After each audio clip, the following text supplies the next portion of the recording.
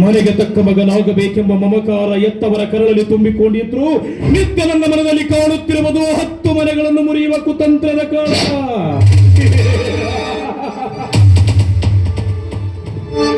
ಎತ್ತವರಿಗೆ ಬೇಕಾಗಿರುವುದು ನಿತ್ಯ ನ್ಯಾಯ, ನೀತಿ, ಧರ್ಮ.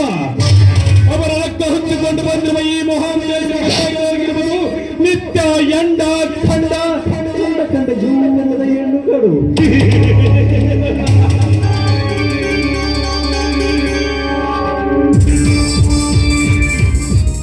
ಎತ್ತವರಿಗೂ ಎತ್ತ ಮಗನಿಗೂ ಎಷ್ಟೊಂದು. ಬಹಿರಂಗದಲ್ಲಿ ಬದುಕುವುದು ಎತ್ತವರ ಕೀರ್ತಿ, ಆದ್ರೆ ಅಂತರಂಗದಲ್ಲಿ ಬದುಕುವುದು ಈ ಮಹಾನ್ ದೇಶದ ಮಡಿಲಲ್ಲಿ ತುಂಬಿಕೊಂಡಿರುವ ವಿಷಕುಂಡ. ಮನದಿಚ್ಛೆಯಂತೆ ನಡೆದರೆ ನಾನು ಮಹಾನ್ ದೇಶ. ನನ್ನಿಚ್ಛೆಯನ್ನು ಯಾರಾದರೂ ತುಚ್ಛೀಕರಿಸಿದ್ದೇ ಆದ್ರೆ ಅಂದೇ ಗೋಳು ನುಚ್ಚು ರೋಗುವಲ್ಲಿ ಯಾವ ಸಂದೇಹವೇ ಇಲ್ಲ.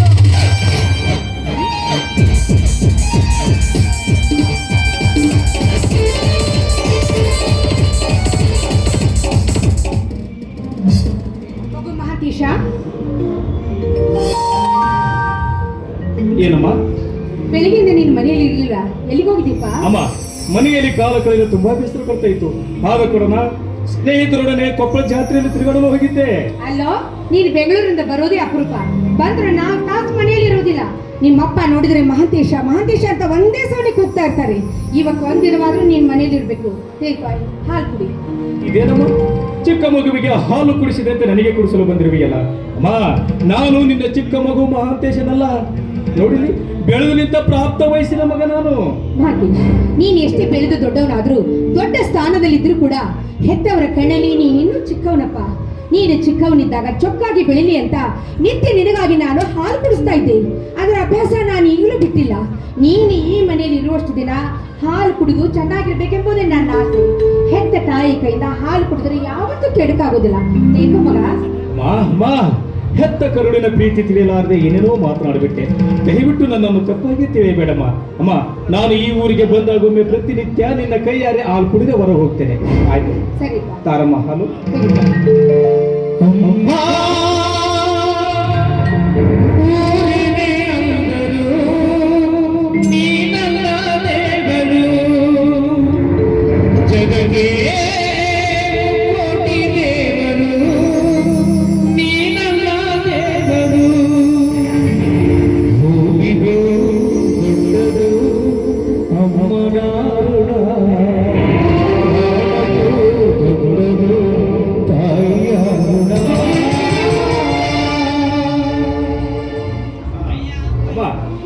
ನಿನ್ನೆ ರಾತ್ರಿ ನಾನು ಮನೆಗೆ ಬಂದಾಗ ತುಂಬಾ ತಡವಾಗಿತ್ತು.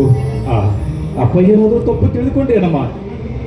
ನೀನು ಮಾಡಿ ತಪ್ಪು ನಿಮ್ಮಪ್ಪನ ಕಣ್ಣಿಗೆ ಬಿದ್ರೆ ತಾನೇ ನಿನ್ನ ಬಗ್ಗೆ ಅವರು ನಿನ್ನ ತಪ್ಪು ತಿಳಿದುಕೊಳ್ಳೋದು. ನಾನೇ ನಿನ್ನ ಕೈ ಹಿಡಿದು ಕರೆದುಕೊಂಡು ಹೋಗಿ ರೂಮಿನಲ್ಲಿ ಮಲಗಿಸಿದೆ. ನೀನು ಮಾತನಾಡುವ ಸ್ಥಿತಿಯಲ್ಲಿ ಇರಲಿಲ್ಲ. ನಿನ್ನ ಘನತೆಯ ಅರಿವು ಕೂಡ ನಿನಗಿರಲಿಲ್ಲ. ಒಟ್ಟಾರೆ ನಿನ್ನ ಕೆಟ್ಟ ಚಟ ನಿಮ್ಮಪ್ಪನ ಕಣ್ಣಿಗೆ ಬೀಳಲಿಲ್ಲವಲ್ಲ, ಅದು ನನ್ನ ಪುಣ್ಯ. ಹೌದು ಮಹಂತೇಶ್, ಹೆತ್ತ ತಾಯಿಯಾಗಿ ನಿನಗೊಂದು ಮಾತು ಹೇಳ್ತಾ ಇದ್ದೀನಿ. ನೀನು ಈ ಮಾನವಂತರ ಮನೆತನದಲ್ಲಿ ಹುಟ್ಟಿದ ಮಗ. ನೀನು 10 ಜನ ಮೆಚ್ಚುವಂತಹ ಕೆಲಸ ಮಾಡಬೇಕು. ಇಂಥ ಹೀನ ಕೆಲಸಕ್ಕೆ ಯಾವತ್ತಿಗೂ ಕೈ ಹಾಕಬಾರ್ದು. ಈ ವಯಸ್ಸಿನಲ್ಲಿ ಕುಡಿಯೋದು, ತಿನ್ನೋದು, ಜೂಜಾಟ ಆಡಿದ್ರೆ ಮುಂದೆ ನಿನ್ನ ಜೀವನದಲ್ಲಿ ದುರಂತ ತಪ್ಪಿದ್ದಲ್ಲ. ಏನ್ ಹೇಳ್ತಿದ್ದೀಯಮ್ಮ ನೀನು? ಈ ಕಲಿಯುಗದಲ್ಲಿ ಕುಡಿಯುವುದು ದೊಡ್ಡ ಅಪರಾಧವೇ. ನೋಡಮ್ಮ, ಕೊಲೆ, ಕಳ್ಳತನ, ಅತ್ಯಾಚಾರ ಮಾಡಿದರೆ ತಪ್ಪಾಗುತ್ತದೆ. ಕುಡಿದು ದೊಡ್ಡವರಾದ ನಾವು ಕುಡಿಯುವುದೇನು ದೊಡ್ಡ ತಪ್ಪಲ್ಲ ಬಿಡಮ್ಮ. ಹಾಗಂತ ನೀ ತಿಳ್ಕೊಂಡಿದ್ಯಪ್ಪ, ನಾವು ತಿಳ್ಕೊಳ್ಬೇಕಲ್ಲ. ಇದು ಸಂಸ್ಕೃತಿ ಸಂಪ್ರದಾಯಸ್ಥರ ಮನೆ. ಈ ಮನೆಯಲ್ಲಿ ಯಾವತ್ತಿಗೂ ತಪ್ಪಿಗೆ ಆಸ್ಪದವಿಲ್ಲ. ತಪ್ಪು ಮಾಡಿ ಜಾಗದಲ್ಲಿ ನಿಂತವರು ಯಾರೇ ಆಗಿರಲಿ, ಅಂಥವರಿಗೆ ಶಿಕ್ಷೆ ತಪ್ಪಿದ್ದಲ್ಲ. ಅಂಥವರ ಮಗನಾದ ನೀನು ಯಾವ ತಪ್ಪು ಮಾಡಬಾರ್ದು. ಆಯ್ತಮ್ಮ, ಎತ್ತವರ ಆಜ್ಞೆ. ಅಮ್ಮ, ಇನ್ನು ಮುಂದೆ ಯಾವ ತಪ್ಪಾಗದಂತೆ ನಡೆದುಕೊಳ್ತೀನಿ ಅಂತ ನಿನಗೆ ಮಾತು ಕೊಡು.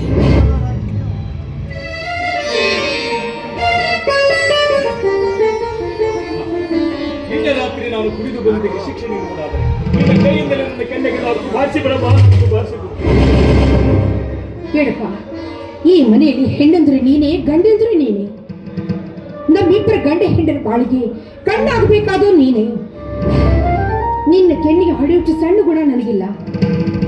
ನಿನ್ನ ರೀತಿ ನೀತಿ ಚೆನ್ನಾಗಿರ್ಬೇಕೆಂಬುದೇ ನನ್ನ ಆಸೆ. ನೀನು 100 ತಪ್ಪು ಮಾಡಿದ್ರು ಕೂಡ ಮುಚ್ಚಿಕೊಳ್ಳೋ ಮನೋಭಾವನೆ ನಿನ್ನ ತಾಯಿಗಿದೆ. ಆದ್ರೆ ನಿಮ್ಮಪ್ಪ ನೋಡಿದ್ರೆ ಅಂಥವರಿಲ್ಲ. ದುಷ್ಟರನ್ನು ಕಂಡ್ರೆ ಕೆಂಡ ಕಾಡ್ತಾರೆ, ಕಳ್ಳರನ್ನು ಕಂಡ್ರೆ ಕೈ ಕಾಲುಗಳನ್ನೇ ಮುರಿತಾರೆ, ಕೊಲೆ ಗಡುಕರನ್ನು ಕಂಡ್ರೆ ಅವರ ಕತ್ತರಿಸ್ತಾರೆ. ಅಂಥವರ ಮಗನಾದ ನೀನು ಯಾವ ತಪ್ಪು ಮಾಡಬಾರ್ದು ಅಂತ ಹೇಳಿದೆ. ಇನ್ನು ಮುಂದೆ ನೀ ಹೇಳಿದಂತೆ ಎಲ್ಲ ನಾನು ತಿಳ್ಕೊಂಡು ಹೋಗ್ತೀನಿ. ಅಮ್ಮ, ನಾನು ಇವತ್ತೇ ಅರ್ಜೆಂಟ್ ಆಗಿ ಬೆಂಗಳೂರು ಹೋಗ್ಬೇಕು. ಅಪ್ಪ ಬಂದ್ರೆ ಒಂದು 10,000 ಕೊಡಮ್ಮ. 10,000 ಬೇಕಪ್ಪ, 50,000 ಕೊಡಿಸ್ತೀನಿ. ನೀನು ಓದಿ ವಿದ್ಯಾವಂತರಾಗಬೇಕೆಂಬುದೇ ನನ್ನ ಆಸೆ.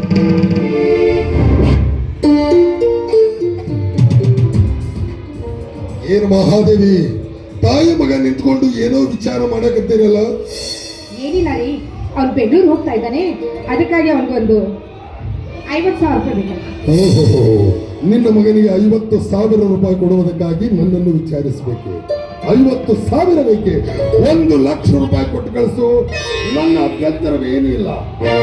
ಆದರೆ ಒಂದು ಮಾತು ಮಹಂತೇಶ್, ನಿನ್ನ ಹತ್ರ ಮಾತನಾಡುವುದೊಂದು ಮಾತಿದೆಯಪ್ಪ. ಏನು ಹೇಳಿ ಅಪ್ಪಾಜಿ, ನಿಮ್ಮ ಮಾತು ಚಾಚು ತಪ್ಪದೆ ಪಾಲಿಸ್ತೀನಿ. ನೋಡು ಮಹಂತೇಶ್, ಈ ಮನೆಗೆ ನೀನೊಬ್ಬನೇ ಮಗ. ಈ ಮನೆಯ ಸ್ವಾಧೀನದಲ್ಲಿ ಬರುವ ಆಸ್ತಿ, ಅಂತಸ್ತು, ಸಿರಿ ಸಂಪತ್ತಿಗೆ ನೀನೇ ಸರ್ವ ಅಧಿಕಾರಿ. ಮುಂದೊಂದು ದಿನ ಈ ಮನೆಯ ಯಜಮಾನ ಆಗಬೇಕಾದವರು. ನನ್ನ ವಯಸ್ಸು ಇಳಿತಾ ಹೋಗ್ತಾ ಇದೆ, ನಿನ್ನ ಬುದ್ಧಿ ಬೆಳೀತಾ ಹೋಗ್ತಾ ಇದೆ. ಬೆಳೆಯುವ ನಿನ್ನ ಬುದ್ಧಿಗೆ ಸಂಸ್ಕೃತಿ, ಸಂಪ್ರದಾಯ, ನಿಷ್ಠೆ ಬಹಳಷ್ಟು ಪರಿಶುದ್ಧವಾಗಿರಬೇಕು. ಪರಿಶುದ್ಧವಾದ ನಿನ್ನ ಬದುಕನ್ನು ಕಂಡು 10 ಜನ ಮೆಚ್ಚಿಕೊಂಡಿರಬೇಕು. ಸ್ವಚ್ಛವಾದ ಇಚ್ಛೆಗಳ ಕಿಚ್ಚಿನಲ್ಲಿ ಸುಟ್ಟು ಚೊಕ್ಕ ಚಿನ್ನದಂತೆ ಚಂದನದ ಗೊಂಬೆಯಾಗಿ ಕಾಣಬೇಕು ಕಂಡವರ ಕಣ್ಣಲ್ಲಿ. ಅಪ್ಪಾಜಿ, ನಿಮ್ಮ ಹೆತ್ತವರ ಪ್ರೀತಿ ನಾನು ಚೆನ್ನಾಗಿ ಅರ್ಥ ಮಾಡಿಕೊಂಡೆ. ನಿಮ್ಮ ನ್ಯಾಯ, ನೀತಿ, ಧರ್ಮದ ಉಸಿರಾಗಿ ಸದಾ ನಿಮ್ಮ ಆಶೀರ್ವಾದದಲ್ಲಿ ಬದುಕ್ತೀನಿ ಅಂತ ಮಾತುಕೊಡ್ತೀನಿ. ಮಗನಾದ ನನ್ನ ಮೇಲೆ ಸ್ವಲ್ಪ ನಂಬಿಕೆ ಇಡಿ. ನಂಬುತ್ತೇನೆ ಮಹೇಶ್, ನಂಬುತ್ತೇನೆ. ಹೆತ್ತ ಮಕ್ಕಳನ್ನು ನಂಬದಿದ್ದರೆ ಮತ್ತಾರನ್ನು ನಂಬಬೇಕು ನಾವು.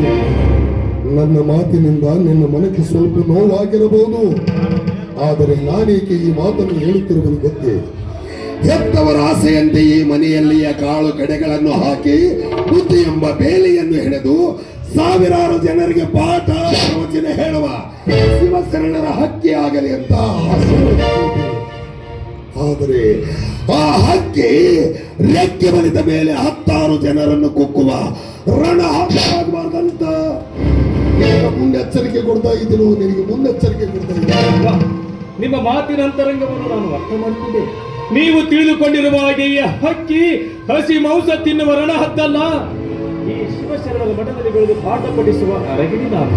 ನೀವೇ ಮಾತು ನೋಡಿ, ಈ ಹಕ್ಕಿ ಕುಕ್ಕುವುದು ಅಥವಾ ಎತ್ತವರ ಕರೆಗೆ ಕೀರ್ತಿ ಕೊಡುವುದೋ ಎಂದು. ಅಪ್ಪಾಜಿ, ನಾನು ಹೋಗಿ ಬರ್ತೀನಿ. ನನಗೆ ಆಶೀರ್ವಾದ ಮಾಡಿ.